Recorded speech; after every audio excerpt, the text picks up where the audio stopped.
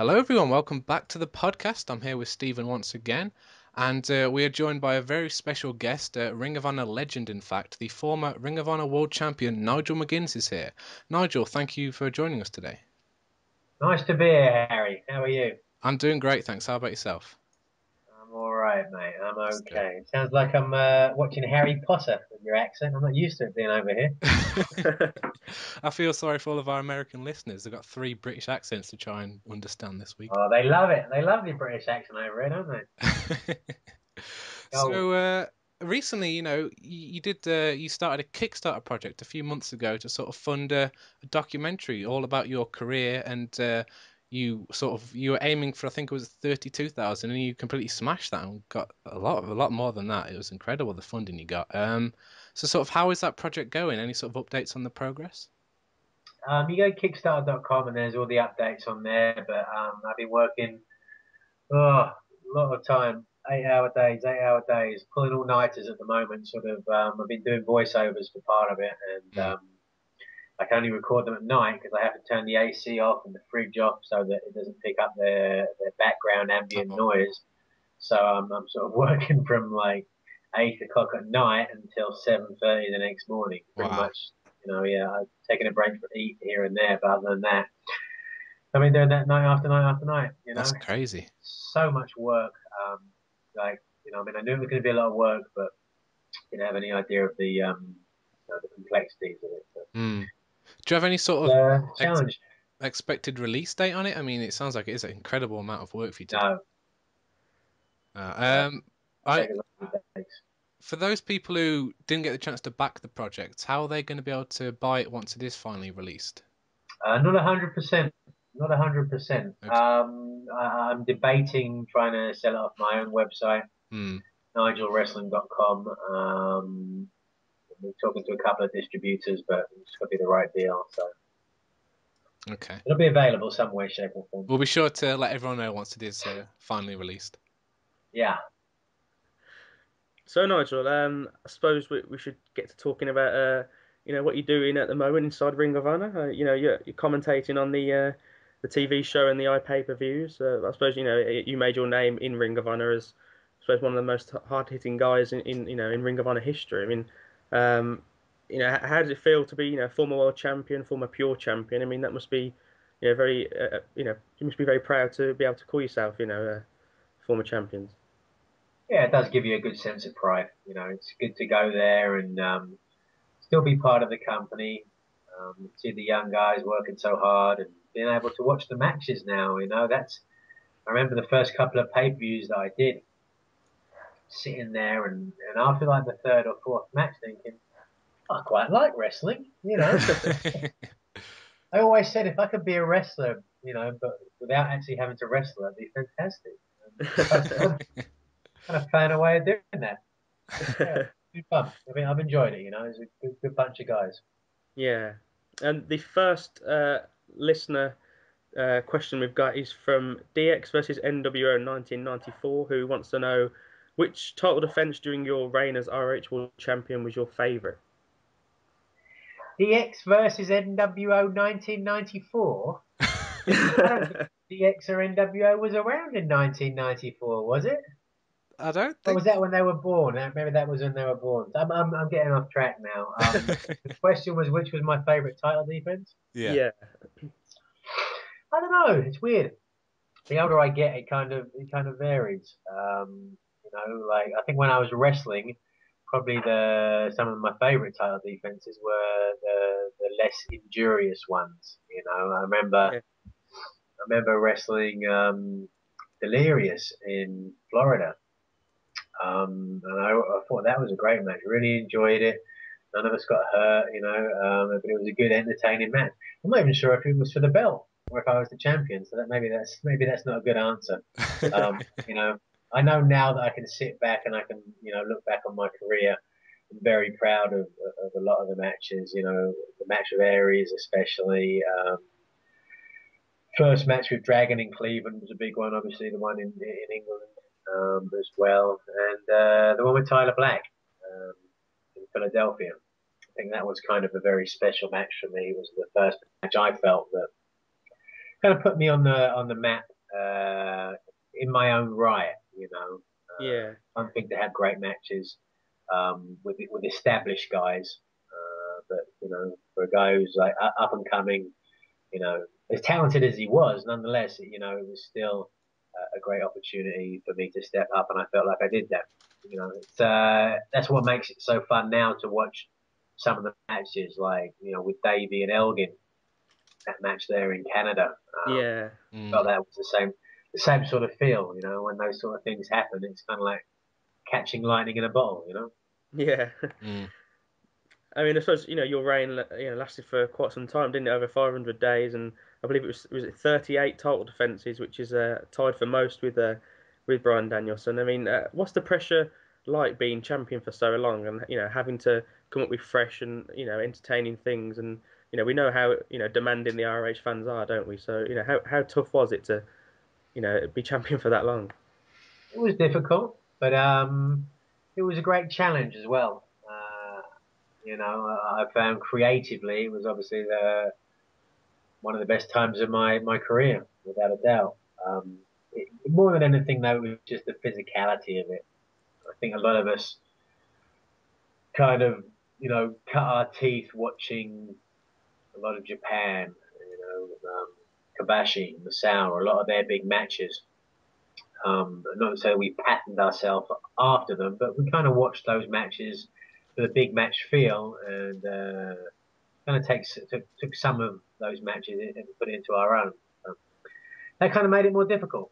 But Mm. as I said, I kind of probably, considering the amount of physical abuse that I went through, I've come out pretty well considering. I'm okay. Touch wood. Title reigns nowadays in Ring of Honor and especially in other companies are, much shorter. I mean, do you think that that's the right way to go, or do you think longer title reigns, are more special? Yeah, I mean, longer title reigns are more special, but you've got to find that happy medium between creating that sense of not enigma, um, tenure, and keeping the fans interested. It's amazing when you think Yeah. Bruno Sammartino was world champion for what, 7 or 8 years. Think about it, Wow. 7 or 8 friggin' years. And he still drew. He still drew. It's like, Yeah. I mean, that was over, but it's a different era. You watch TV nowadays, and they cut every 6 seconds. Cut, cut, cut, cut, cut. People's attention span just isn't the way that it was before. So to have someone to be the champ that long, you really got to have them, you know, entertaining the fans and drawing them in and getting into the character. Mm. Yeah, and prior to your, world title reign, you were pure champion, obviously the last pure champion and longest reigning. I mean, what did you think of that title? I mean, do you think it would fit in the current ROH or? Yeah, totally, totally. I thought it was very entertaining. Um, it was a real education for me as well, starting out with it, when it was really not necessarily a serious belt, but it was there to promote a certain style, and I like to think I Yeah, kind of took that and kind of bent the rules a little bit, to make it a little bit more of not a comedy belt by a long shot, but certainly changed the way that those matches were. I enjoyed that a lot. yeah. I mean, do you think it would fit in the current ROH or not? Yeah, yeah, I shouldn't see why not. I mean, it's different. You just need to have somebody that as a champ that can do something with it. It probably Yeah. works better on a heel. I was a heel. I think the whole notion of heels and baby faces is kind of outdated, to be honest with you. But probably Mm. works better on someone with a lot of character, a lot of charisma that Mm. can Yeah. do something with the rules. That's the whole point. Mm. Mm. And going back to your start in Ring of Honor, I believe you made your debut in 2003, but you didn't really have much success until 2005. I mean, how did you initially break into Ring of Honor? BJ Whitmer and Matt Stryker used to drive out to Philly from HWA in Cincinnati, where I started. This was back in the burgeoning days of Ring of Honor. Yeah. They did well enough on their tryouts to get sort of fairly regular spots. And once they had, they gave Gabe a tape of me. And he said, whenever we're in the Midwest, which is like their first show in the Midwest in Dayton, and they booked me in Chet Blonsky, Yeah. So it just took a while, It just took a while, and there's so many guys out there. It takes a while for a spot to come open and for someone to have that sort of idea of you. And I suppose your most famous rivalry in Ring of Honor was, with Bryan Danielson. Some of the wars you had. How much did you enjoy working alongside him? Um, I suppose no other time. no, it's funny because you say enjoy, which wasn't really a verb that I'd used. Not because I didn't enjoy it, because it wasn't a negative thing in any way, shape, or form. In fact, creatively, they were obviously some of the best matches of my career, and I honestly feel I was blessed to have been able to wrestle him once, let alone have a whole feud against him, because I'd certainly put him up there with Kurt Angle as one of the best wrestlers of my generation, without a doubt, without a doubt. Yeah. But there was just a profound sense of pride and learning, and destiny as well. I remember when I first came to Ring of Honor, and I'd get there early to help set up the ring, and I'd see him walking around backstage. He'd be very quiet into himself, reading a book. And for some reason, I don't know why, I always had that strange sense of destiny that our path would cross, and he'd be a big part of my career.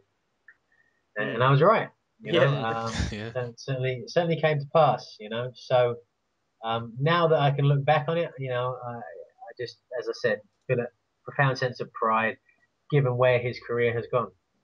I mean, I suppose that, those Very matches happy to be are. part of Yeah, I mean, those matches were well known for being, very hard hitting, especially I say that the one in Liverpool, was very we'll use the word violent, but it. in hindsight, would you have wrestled that match, that match or those matches in particular differently, or is Somewhat differently, somewhat mm, differently. But at the time, I wasn't aware of a lot of the concussion issues. Although, to be honest with you, I mean, I can't. Felt perfectly fine after that match, yeah, believe it or not. It's just a cumulative effect type thing. After a certain number of matches like that, it all kind of adds up. You have to step out of the box. You have to do something extraordinary. You can't just go out there and work a basic match and expect it to get over the same way. Everybody that was a great champion there, I think, kind of did that, kind of pushed the bar, so to speak. yeah. I did as best I could at the time. And in hindsight, yeah, I probably could have been smarter with a couple of my bumps and smarter with some of the physicality, but it was a learning process. I mean, looking back now, do you think if you'd have wrestled, a bit more maybe conservatively, do you think you'd still be wrestling now? Wrestling there, No, wrestling now. oh, wrestling now. Well, yeah, yeah, because if I hadn't got injured, then I'd probably be wrestling for WWE now. Mm. I mean, looking back at that, I mean, is there a sense of regret that you did sort of wrestle that style, or as you say, at the time you were doing what you needed to I do mean, to sort of but get over. look, how many guys are there that don't wrestle that style that have injuries anyway? You know what I mean? Like Yeah, it's ballet, people get concussions, people get torn biceps, people, every injury I've ever had, somebody else has had that didn't wrestle that style. You know, It's a good just point. as likely to get hurt. It's just a numbers game. Eventually, after wrestling a certain number of matches, you're going to get injuries. Mm. If you're unfortunate enough that one of those injuries, for whatever reason, is considered to be a bigger deal than it really is, And that's just the luck, it's just pot luck. Mm. Mm. I rolled my dice, I took my chances, and I got what I got. Mm.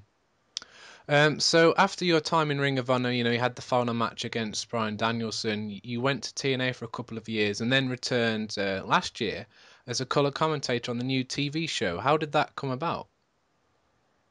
After TNA released me, I kind of didn't know what to do really. I kind of felt like the only place that was left for me to creatively go in ring wise was WWE. I didn't seem very interested, so I contacted Ring of Honor and kind of put feelers out. And it just so happened that at the time they were looking for a new color guy after Sinclair had bought them out, and kind of felt like I'd fit that mold. So it was a real godsend for me that I could still be part of the wrestling business and still make Mm. some money. Instead of being thrown to the wolves, so to speak.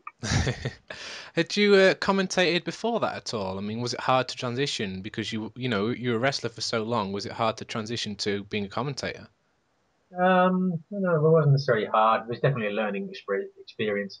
Definitely took me a while to learn certain things, and I'm still learning. That's why I was very Mm. lucky to have Jim Cornette and Kevin Kelly, excuse me, alongside to help me along the way. But I've done a couple of commentary segments for Ring of Honor. I've done some stuff for FIP down in Florida. Sal had helped me out a great deal as well with editing and other aspects of the business. So Mm. I dipped my toe in the water. Yeah. At the end of those first tapings, from what I remember, you saved Eddie Edwards from a beatdown from the House of Truth, and this was around the time of your retirement tour. Was there any sort of plans with that? Was it going to lead to a match or anything? Yeah, we debated it. We threw it out there. We saw how the people took it. Kind of mulled around a few ideas here and there, but just didn't come to fruition. Would you have liked to have one more match in Ring of Honor as part of your retirement tour? Um, I don't know. It's tough. Because my last match with Dragon in Ring of Honor, I always felt was my last match in Ring of Honor. Mm. I wanted that to mean something. I don't. To each their own. And if people want to carry on wrestling and have a retirement and come out of retirement and all that sort of stuff, like I said, that's their choice. Mm. Up to them. But I just kind of felt like for me, I had to step away. I had to move away. Mm. It's kind of like an abusive girlfriend to, to a certain extent. Yeah, you had some great times, and you enjoyed them. But if you're going to walk away, you've got to walk away. That's the way I felt, and Mm. I still feel. So, in terms of commentary, was there anyone that you sort of took inspiration from and tried to model yourself on as a commentator?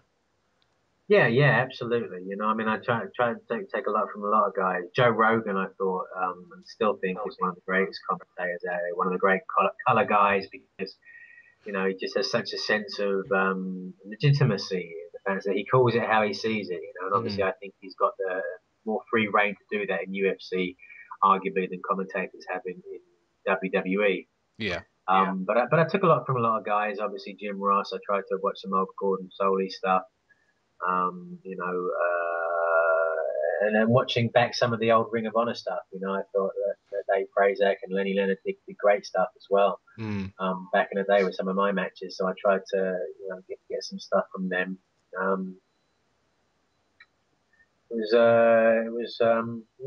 Yeah, just they were my main influences, I think. Mm. Marketh on our forum says one advantage of you being from the UK is that you can use words like wanker on national TV every week. Has no one ever picked you up on that? Do they even know what you're saying?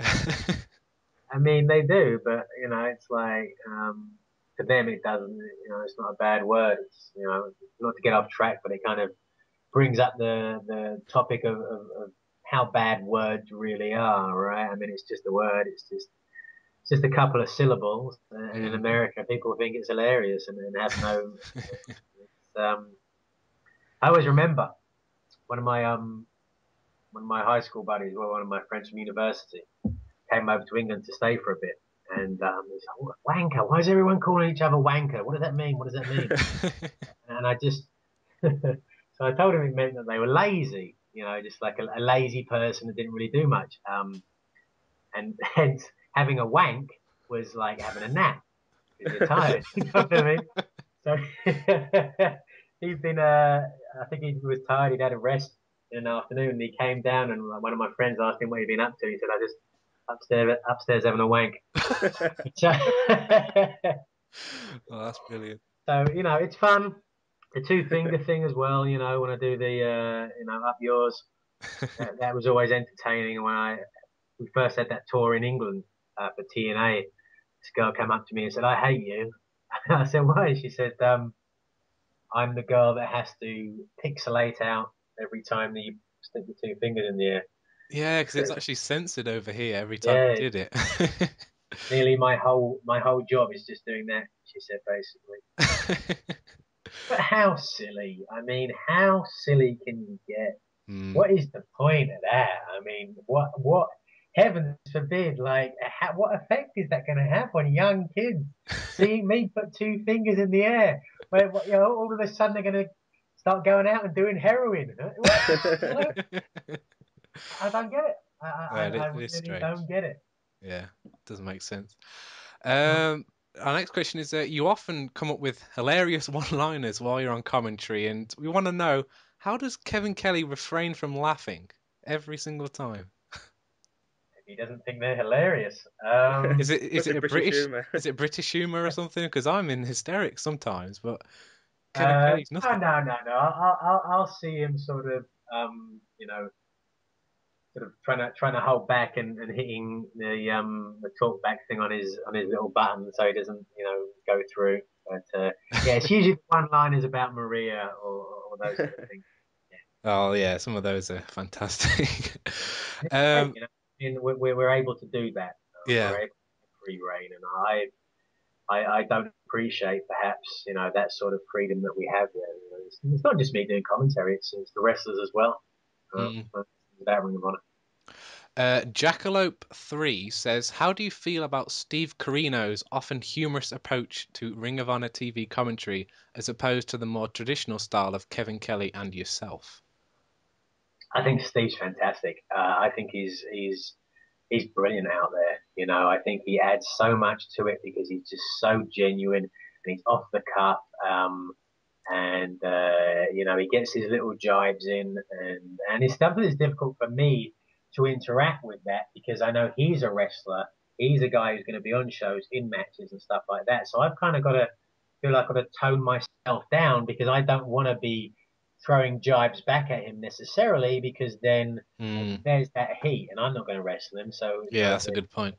Point having that heat there. So sometimes it's difficult for me just to sit back and let him run wild. But I love it every time he sits in the booth. Yeah, it's a really good dynamic, the three of you, every time Steen has a title match. It's definitely a good thing. Yeah, genuinely, yeah.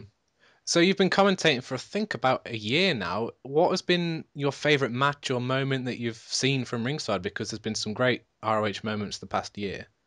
But any time that I get to see Maria bend over, or even like half bend over, is one of the highlights for me. It's a shame the commentary table is a bit far away at the TV tapings, isn't it? It is, and I think personally that either we should move her close to the table or the table to her, one or the other. You know what I mean? You should tell the higher ups about that. They can sort that out. Well, I'll try. Maybe you guys can get on the old website. But the match that obviously stands out is Davey and Elgin, Florida. That was one where just it really drew me in. It really got to the stage where at one point I was standing up. I was so excited about it, and I remember being that excited about a match since Ultimate Warrior beat Sid Justice.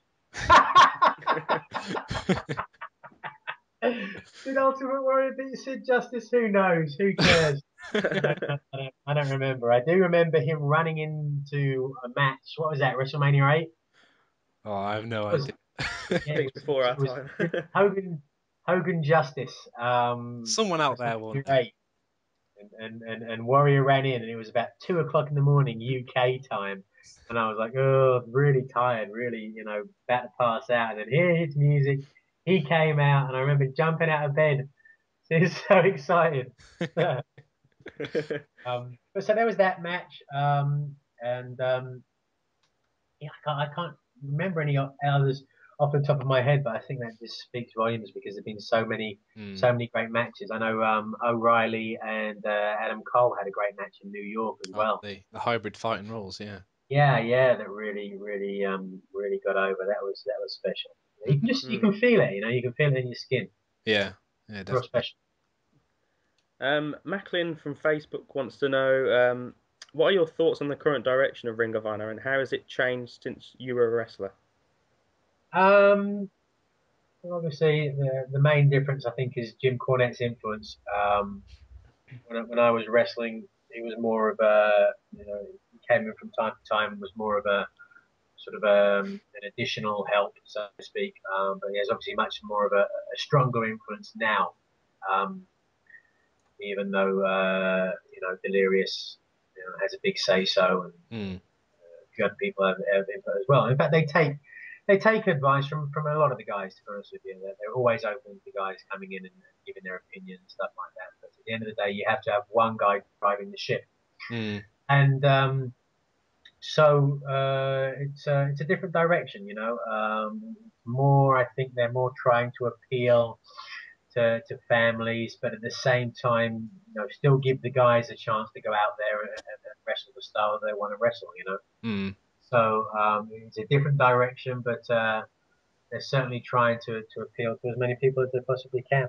That's definitely a challenge, trying to appeal to totally different sort of markets, really, different audiences. It really is, and there's so much stuff that goes into writing a show and pitching, making sure that the shows coincide with the right pay-per-views and the right matches, and that people haven't wrestled each other the day before, and the promos all kind of make sense. And so it's ever so the logistics of trying to figure that out, is crazy. When you see how much work goes into that, you're like, wow, you can't help but be impressed when you see, the mindset that you have to get into that.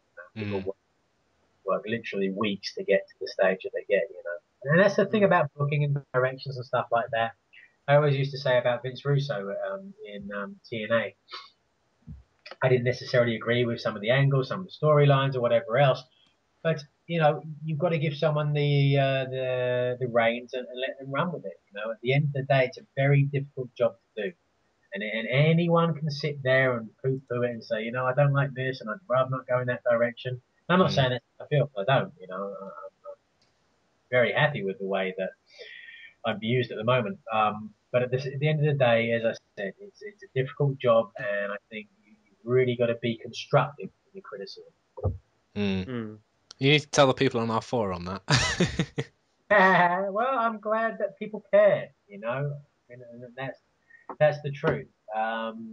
If they don't care, if they weren't posting things, if they weren't talking about it in some way, shape, or form, then that would be far worse in my mind than what they are doing. You know what I mean?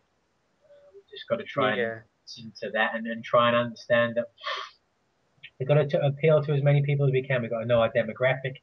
We've got to know where we're making money and how we're going to try and move forward and put the product in that direction. Supersonic wants to know, who in Ring of Honor do you see as a future star, either in ROH or elsewhere? Supersonic? Is that Steve Sonic? Steve Levington, is it? Probably not. Haven't likes playing Sonic the Hedgehog, right? What was the question? Who in Ring of Honor do you see as a future star, either in ROH or elsewhere? There's a few guys that can step up, It all depends, much like my career, someone given the opportunity and the chance to run with it, I've said for a while, Ciampa is a guy that, can certainly fill that role of, just a couple of changes, a couple of things that really connect, and I certainly think he could do something. There's a young guy that just started called Tadarius Thomas. I'm not sure if you guys saw him on TV or not. I've heard good things about him. I haven't seen it yet, Yeah, but he works a different style, and that's one of the things I always love about guys, and I always loved about Ring of Honor is that you could see, guys wrestling a style there that you couldn't see anywhere else. And I was really impressed with him. And obviously, there's more to being a star than just your bell to bell. But thus far, he's only been given a limited opportunity, but I've been very impressed with his in-ring stuff. And certainly see that he could be a big player there. I mean, talking of different styles, I mean, obviously Kevin Steen, world champion at the moment. He's much different in style to somebody like Davey Richards, who he won the title off. I mean, what are your thoughts on Kevin as champion? I was really happy to see him champ. I was really happy to see him win the belt because he's worked so hard. And one of the things I always loved about Ring of Honor is that no one was there to make a payday. I mean, we obviously wanted to get paid. We wanted to get paid enough to, for the injuries that we made. But everyone that was there loved it and loved the art form of it. Which Ring of Honor was all about.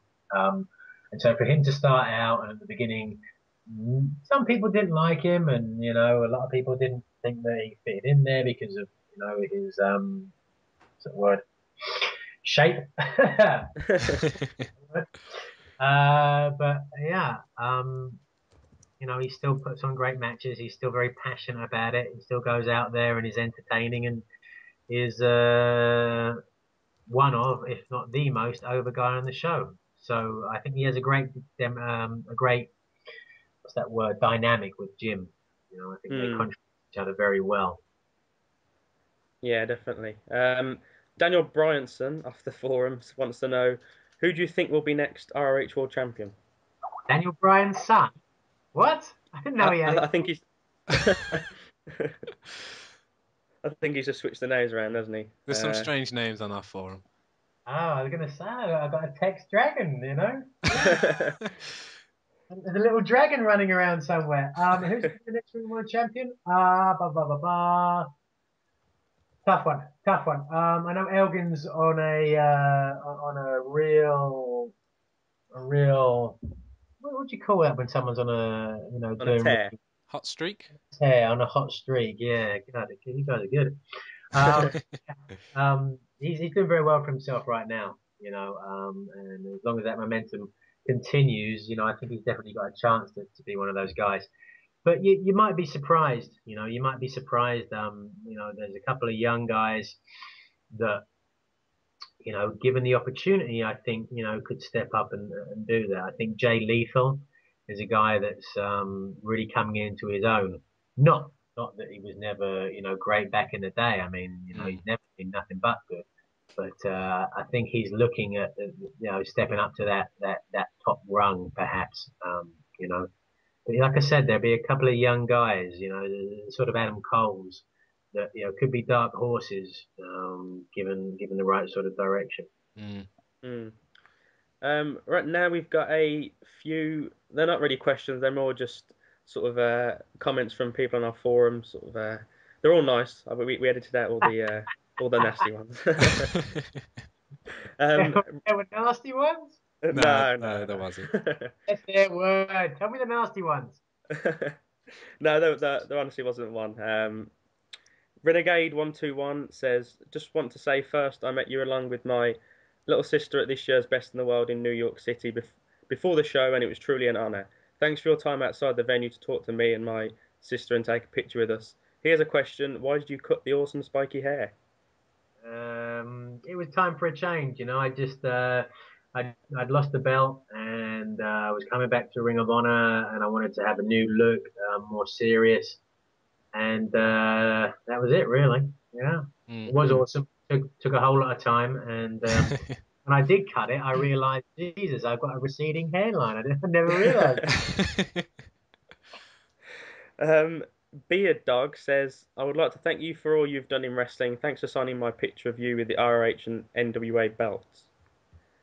The next one, I believe his account name has been named after yourself. His name is Nigel Likes Guinness. He says, I just want to say I just want to say thank you to Nigel. He's the main reason I ever got into this great company. The many times I met him, he was always the man. Greatest ROH champ of all time. Thank you. Ah, that's very nice. Very nice. I appreciate all the comments, and I was blessed on the retirement tour that I had so many people come up and say so many nice things. And just like, why the fuck wasn't Vince McMahon listening? Long-haired James says, "Thank you for being one of my favourite wrestlers, getting me into ROH, and for sacrificing your body over the years for my entertainment." And the last one is from Mantis Driver, who says, "I would like to." Quite a long one, so I would like to start out by saying you are the best wrestler in the world and my favourite ROH World Champion. A class act guy every time I met you. I would like to ask you if you are still currently wrestling today and were in the WWE, who would you most like to be in a feud/storyline with?" Um, I'd have to pick Dragon, wouldn't I? Just because Yeah. I know we can do good business. I know we did good business in the past, and given that vehicle, the WWE vehicle, man, we Mm, could have really Mm. set the world on fire. But the mm, same thing with Punk, the same thing with Cena, the same thing with Orton, the same thing with Ziggler. It just goes on and on. There are so many talented guys there. mm, There really are. When you have those talented guys, Jericho, Regal, when you have those talented guys and the ability with that media corporation to get that over, well, sky's the limit. Mm.